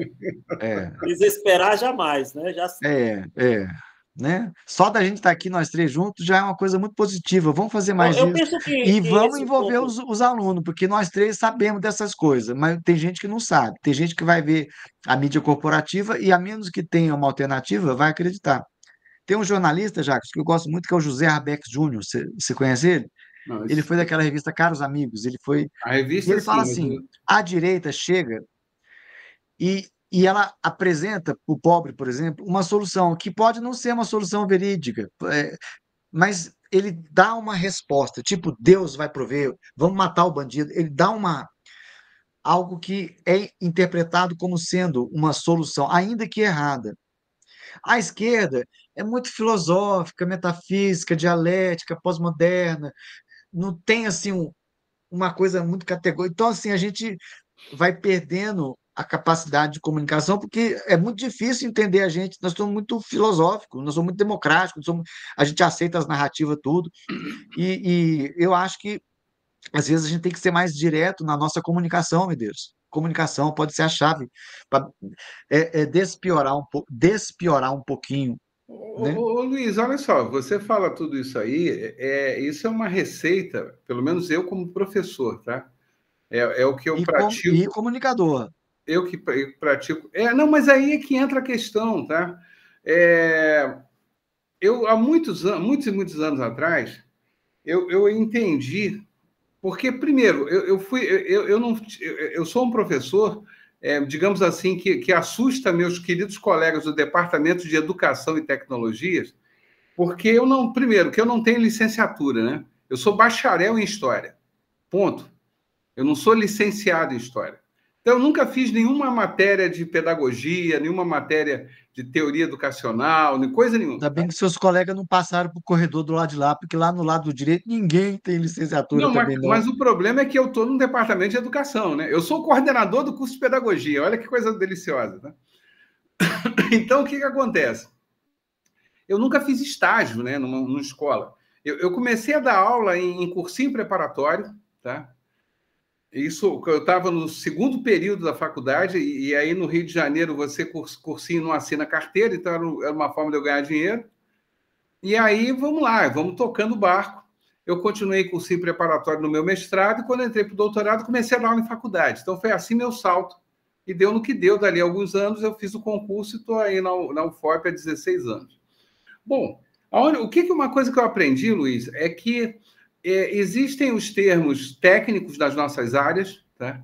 Agora, existe a população de uma forma geral, e que, se eu preciso me comunicar com as pessoas, eu não posso falar de termos técnicos. E aí é uma das críticas, por exemplo, que eu tenho direito, tá? O pessoal da área Com jurídica, razão, com razão. Deus que me perdoe, Perfeito. tá? Mas com toda razão. Tenho o prazer de falar numa linguagem que nem Hermes, que era o deus da comunicação dos gregos, conseguia entender, tá? Ou o Exu dos Iorubás, que também é o orixá da comunicação, também não consegue entender quando o pessoal do direito começa a falar. Então, o que acontece? E no meu caso, era o contrário. E aí, o que ocorreu? Uma bela hora, antes de eu entrar para a UFOP, comecei a dar entrevista, aquele papo todo, e depois da UFOP, até uma hora, foi até o pessoal da Rádio Sputnik, que era uma equipe que tinha aqui no Rio de Janeiro, hoje em dia não existe mais, a agência é do governo russo, aquele papo todo. Eu perguntei para eles, como depois eu acabei perguntando para outras televisões, que me ficavam me procurando o tempo todo. Mas, escuta, por que vocês me procuram? Primeiro eu era um professor de uma faculdade do interior do estado do Rio, depois eu virei um professor de uma universidade federal, mas do interior de Minas Gerais. Por que eu sou procurado? Tem universidade mais importante e tal, que, aliás, era uma das críticas, né? Quando eu dava entrevista, eu via os comentários das pessoas. Quem é esse cara de uma faculdadezinha perdida e tal, que vai dar opinião? E aí a resposta foi uma só de todos eles. Marcelo, você fala português, né? Você fala uma linguagem que a gente entende. Então, quer dizer, eu falei, então a primeira coisa, Luiz... Pode parecer pouco, mas é o essencial, né? E aí o que eu comecei... É o necessário. E o que eu já fazia antes, tá? Eu começava, qualquer coisa que eu fizesse, entrevista, aula, e depois que eu comecei a dar aula no SEAD, na UFOP, eu gravo minhas aulas e eu coloco no meu canal no YouTube, tá? Totalmente gratuito. Eu não bloqueio ninguém, tá? Qualquer um claro, pode usar. Não, é engraçado, tá? Porque eu pego umas universidades usando minhas aulas e na outra, tudo bem que não tem jeito, eles têm que me citar, né? Mas a USP faz isso, entendeu? Federal da Bahia, Alfenas, Federal de Viçosa. A quantidade de universidade que usa meus vídeos é uma coisa É impressionante. porque é bom, né? É porque não, é bom, não, né, sim, Medeiros? Se fosse ruim. Mas aí onde eu quero chegar, tá? Eu fico feliz, porque então eu estou ajudando as pessoas. Aí entra no que você falou. É coisa de perder a esperança eu não perco, tá? Porque eu tenho resposta dessas pessoas, né? Então eu vejo as coisas acontecerem. Eu vejo que até coisas, por exemplo, uma bobagem. Eu criei um curso sobre o que eu chamo de Geografia Histórica da Alimentação no Brasil, né? São 15 aulas sobre pegando a questão africana, indígena e portuguesa. Não fala de mandioca, não, que o Medeiros está morrendo de fome, já está querendo sair para pois almoçar. Não, ele está de manhã lá, o café da manhã ele já tomou. Já tomei meu café da manhã, que eu não sou bobo. Acordei cedo. Pois é, então o que acontece? E aí, bom, só para citar, esse curso eu botei no YouTube, tá?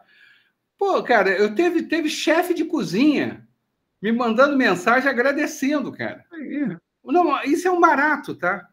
Quer dizer, esse é o pagamento nosso. O que eu estou falando, Luiz? Se você, não sei se você tem um canal no YouTube, mas começa a gravar essas coisas e jogar para o YouTube, tá? Jogar nos canais, nas redes sociais, de forma sem pretensão. Olha, quem quiser que assista, sabe?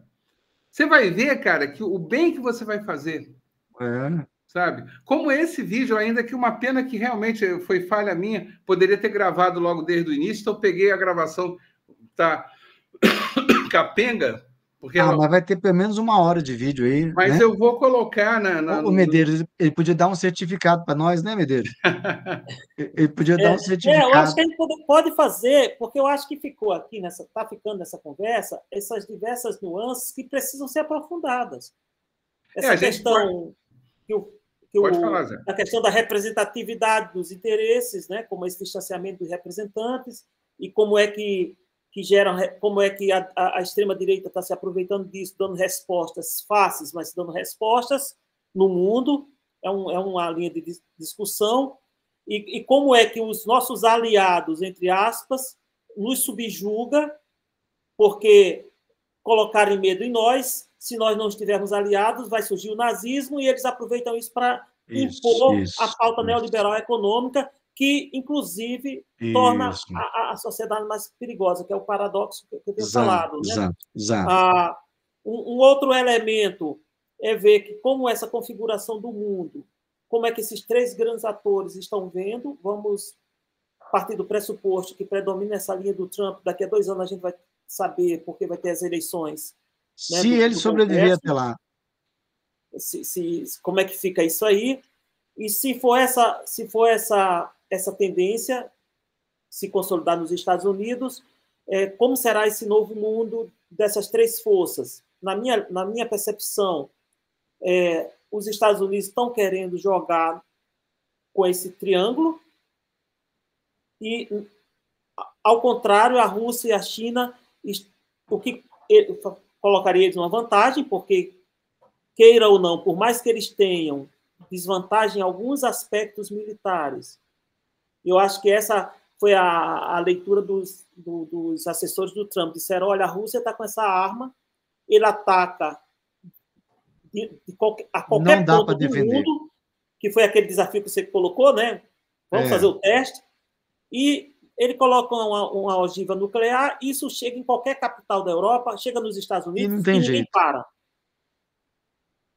Né? Então, é aquela declaração que ele falou do Zelensky, olha, você está levando para uma guerra nuclear, aonde nós vamos perder. Por quê? A Europa toda pequena e a Rússia tem aquela extensão de terra grandiosa.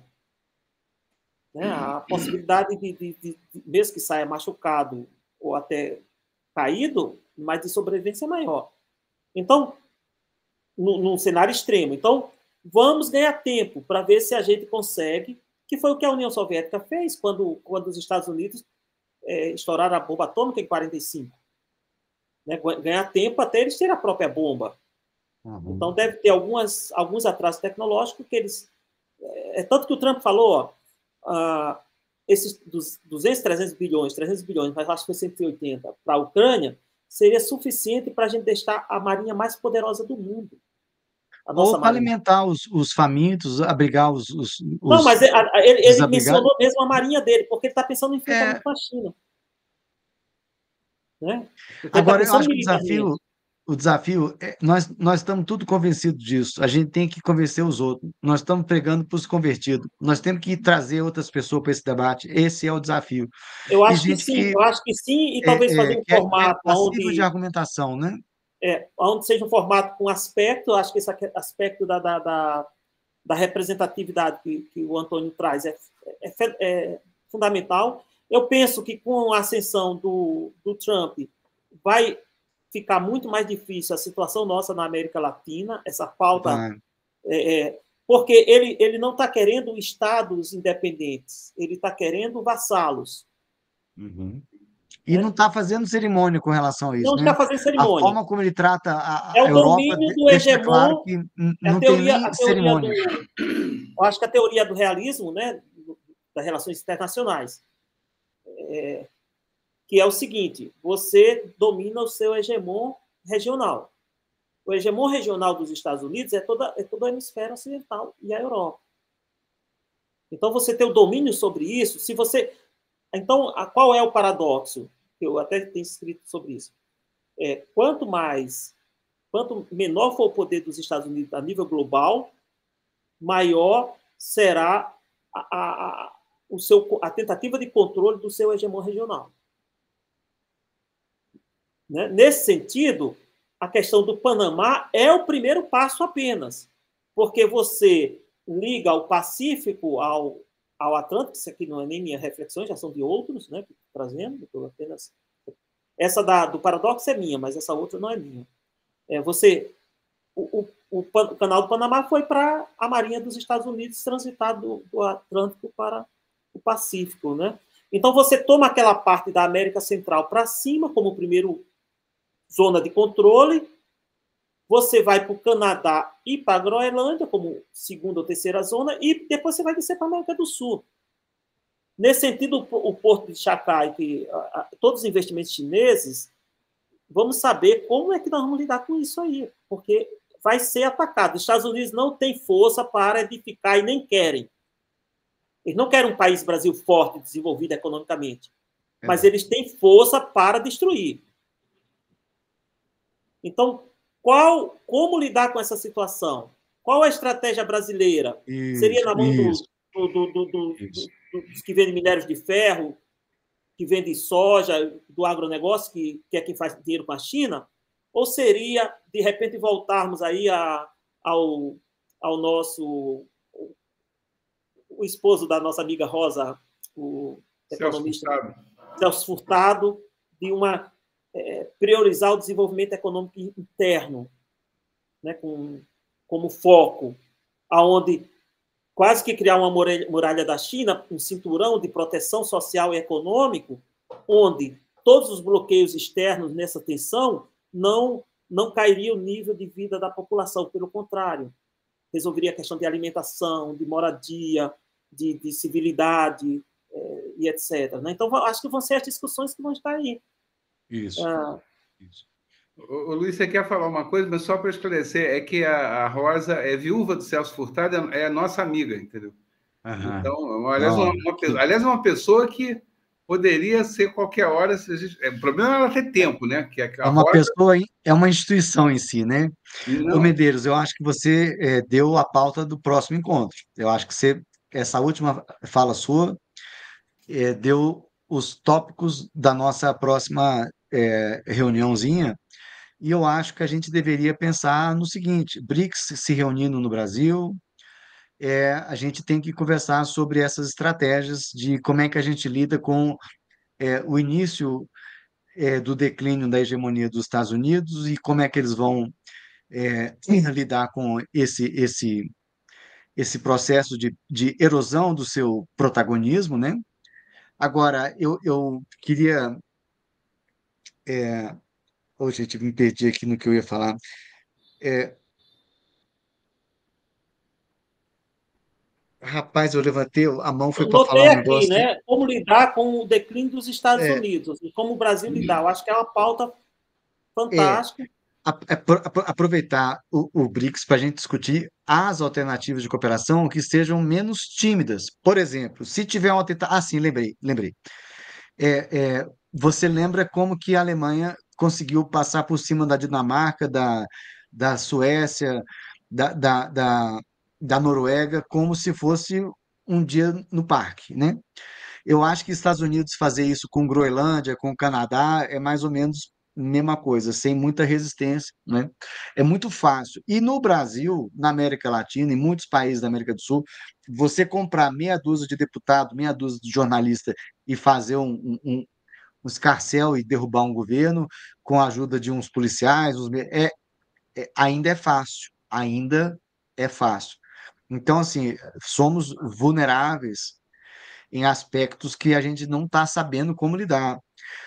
Não sei se você acompanha daí, Medeiros, mas há uma aproximação da polícia militar paulista com igrejas neopentecostais que é um negócio assustador.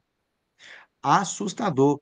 E tem um outro lado da moeda, não sei se você sabe também, mas a articulação do narcotráfico com outras igrejas neopentecostais é outra coisa que tem uma capilaridade que a gente não sabe como é que essas coisas podem se projetar na esfera das eleições dos representantes políticos que vão estar lá assinando essas leis. Tem um livro dos anos 90, na época do ciclo das crises econômicas, que é O Horror Econômico. Acho que é Viviane Forestier. Aí depois teve a resposta de um francês, Jacques Genereux, que ele fala assim: o horror não é econômico, o horror é político, porque as decisões que permitiram que o mercado tomasse conta do Estado e da sociedade foram decisões políticas que foram tomadas de um jeito e podem ser retomadas de novo. Então, por exemplo, a decisão de privatizar a Sabesp em 2025 é uma das decisões mais imbecis que eu posso imaginar. É de gente que não tem nem como achar argumento teórico, prático, histórico, nada, só explica a malandragem.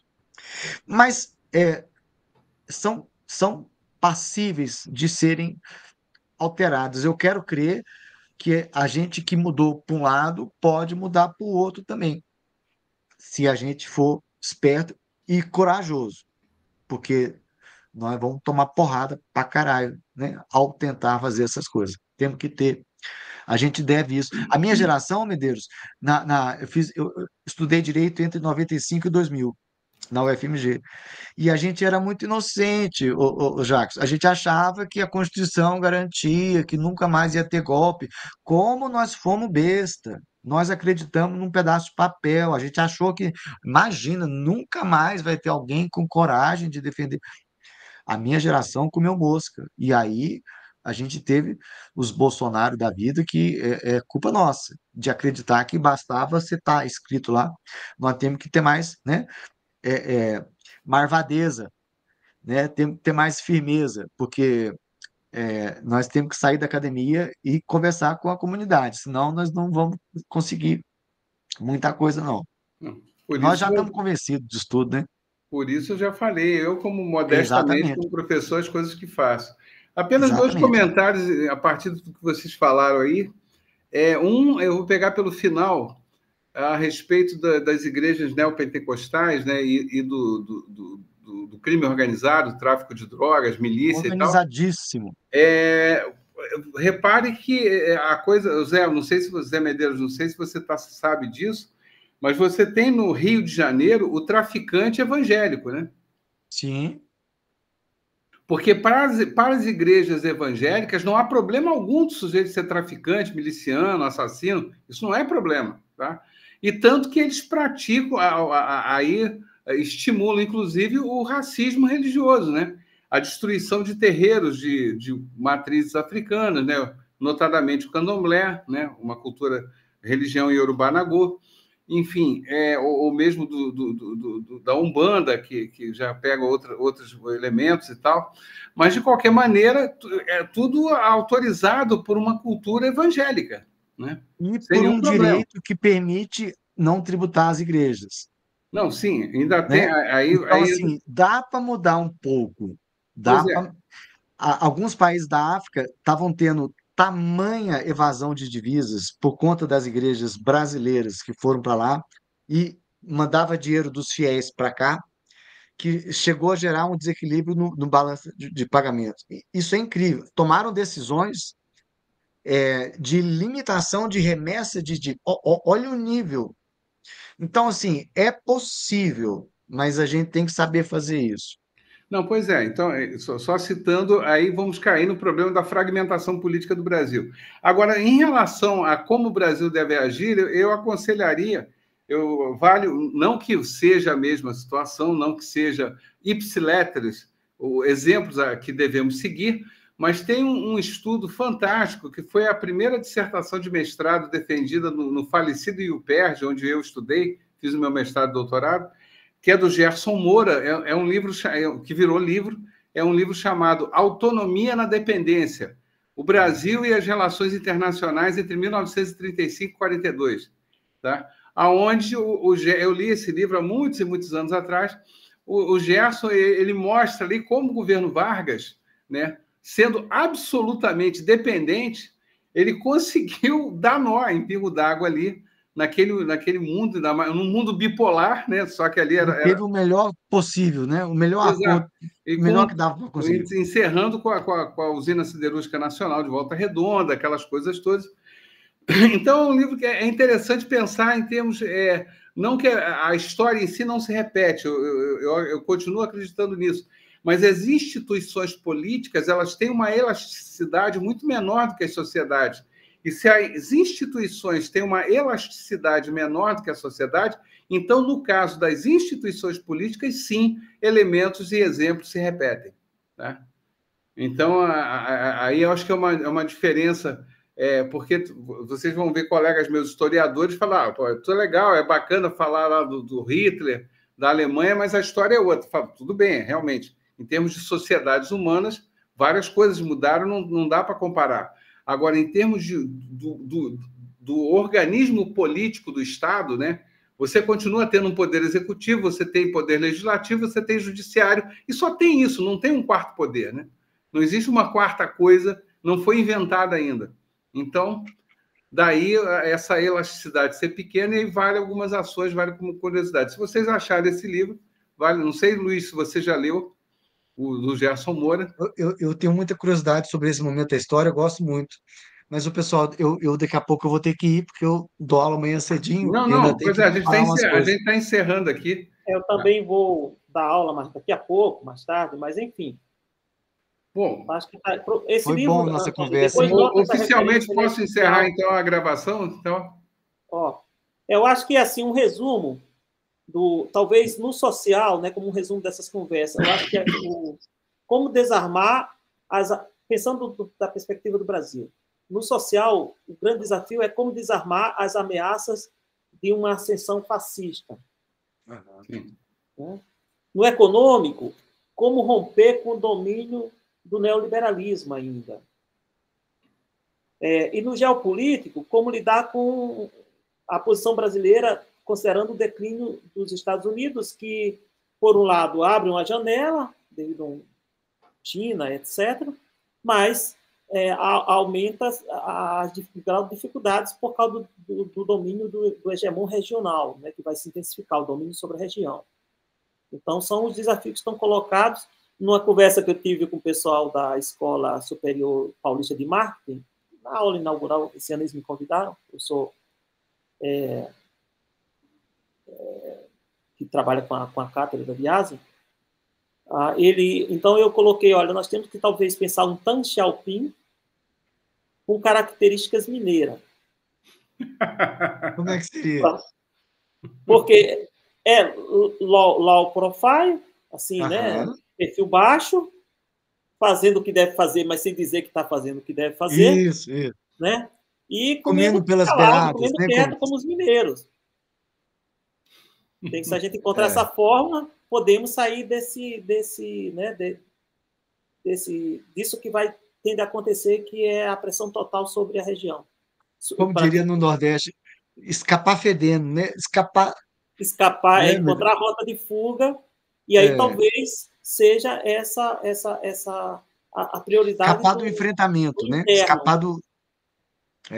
Vamos marcar um encontro perto do BRICS, vai ser em julho. Vamos marcar uma nova? Vamos ver se a gente faz um esquenta, como fala lá no Maranhão, nos tambores, um guarnecer. Guarnecer aquecimento dos tambores para poder ter a festa antes, e talvez o preparativo para um evento nosso, com outras pessoas, aí acho que até a própria Rosa, essa ideia. A gente faz um cacuriá digital, cada um faz né?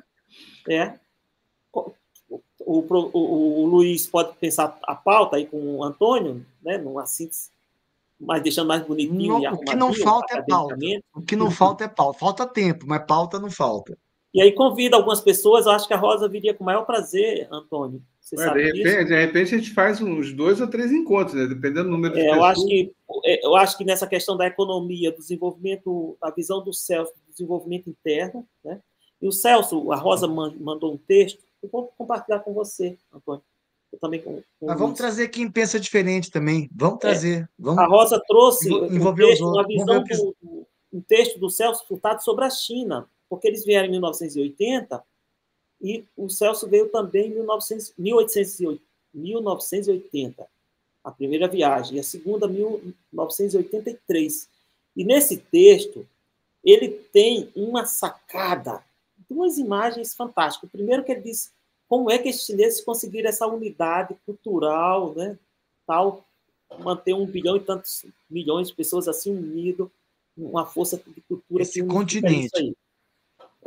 Que é agora que a gente está falando, tá, a fragmentação política e social, como vamos resolver isso aí no Brasil. Segundo ponto, que ele diz, olha, essa questão da teoria da dependência, a resposta chinesa é completamente diferente. Na leitura dos chineses, isso em 1983, a leitura dos chineses é que a civilização houve uma interrupção ou uma parada na modernização, no que eles chamam de modernização, que é o que os chineses compreendem por modernização. Então, eles não se vê como países dependentes ou colonizados, mas eles se vê na visão do Celso, que eu achei genial, bateu a fotografia. Então, o nosso problema é superar o atraso, no sentido científico, tecnológico, do que está no mundo. Nós estávamos muito avançados, paramos no tempo, e agora modernizar significa tirar esse atraso. E eles conseguiram. Conseguiram. Né? Conseguiram. 100 anos, um século de exploração, e depois ninguém segura mais eles, né? Porque eles entenderam como é que os ocidentais jogam. O captou isso, captou na viagem dele, em 83. Né? A fotografia está ali. Depois eu mando o texto para vocês verem com mais precisão. Tá certo. Gente, eu vou parar então a gravação.